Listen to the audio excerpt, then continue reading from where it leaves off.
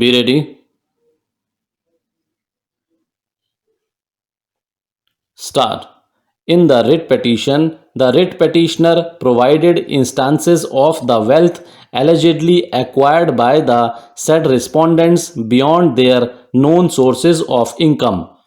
After a contested hearing, this court was of the view that the inquiry should not be shut out at the threshold because political elements were involved.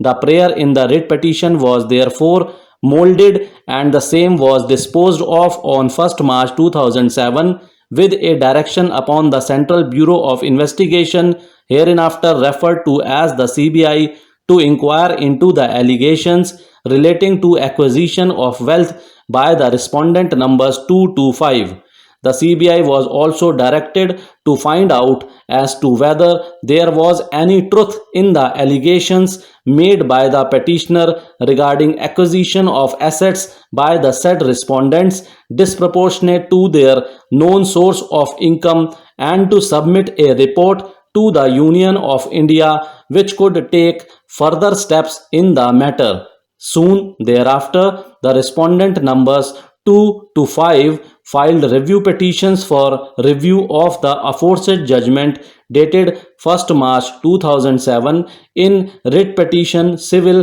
number 633 of 2005, and the same was directed to be posted before the court on 16th March 2007. Subsequently, the review petitions were placed for hearing before the court on 20th March 2007 and ultimately on 10th February 2009 the court directed notice to issue thereupon. On 1st April 2009, when the review petitions were taken up for hearing, a submission was made on behalf of the review petitioners that one of the questions which could have a vital bearing on the matters related to the question as to whether the court could issue directions to the CBI notwithstanding the provisions of Section 6 of the Delhi Special Police Establishment Act 1946, which was under consideration of the Constitution Bench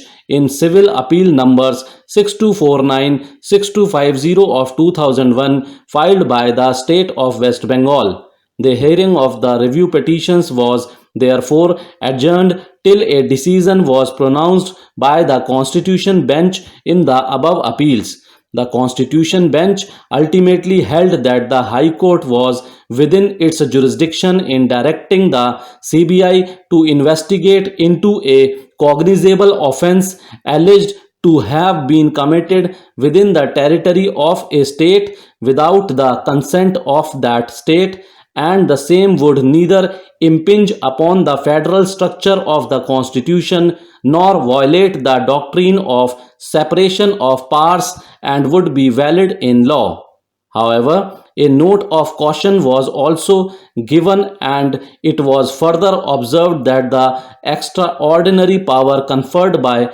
Article 32 and 226 of the Constitution of India has to be exercised sparingly, cautiously, and in exceptional situations where it becomes necessary to provide credibility and instill confidence in investigations, or where the incident may have national and international ramifications, or where such an order may be necessary for doing complete justice and enforcing fundamental rights. It had been held that in order to do complete justice, the Supreme Court's power under Article 142 of the Constitution was not circumscribed by any statutory provision, and the Supreme Court could direct an investigation by the CBI into an offence committed within a state without a notification or order having been issued in that behalf in public interest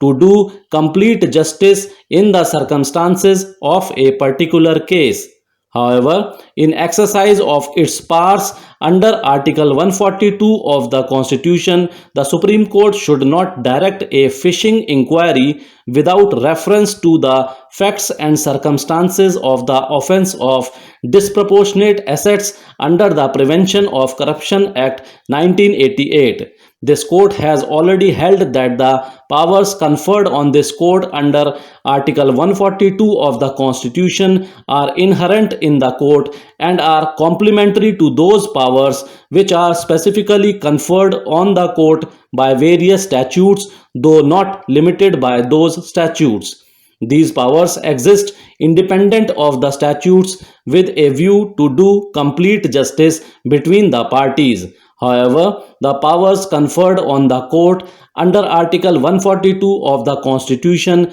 being curative in nature, cannot be construed as powers which authorize the court to ignore the substantive rights of a litigant while dealing with the cause pending before it. It was further observed that Article 142, even with the width of its amplitude, cannot be used to build a new edifice where none existed earlier by ignoring express statutory provisions dealing with a subject and thereby to achieve something indirectly which cannot be achieved directly. The very nature of the power must lead the court to set limits for itself within which to exercise those powers, and ordinarily it cannot disregard a statutory provision governing a subject except perhaps to balance the equities between the conflicting claims of the litigant parties by ironing out the creases in a cause or matter before it.